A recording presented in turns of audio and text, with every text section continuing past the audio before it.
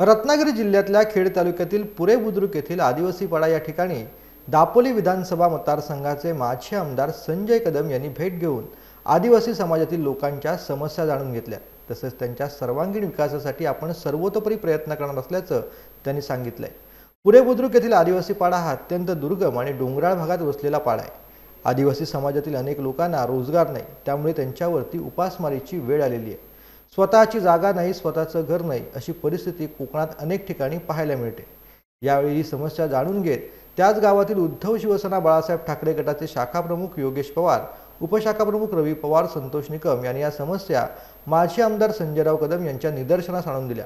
त्यानंतर स्वतः माजी आमदार संजय कदम हे त्या आदिवासी पाड्यावरती जाऊन त्यांच्यात सामील होऊन त्यांच्या समस्या जाणून घेतल्या व त्या लवकरात लवकर निरसन करण्यासाठी प्रयत्न करणार असल्याचं त्यांनी सांगितलंय।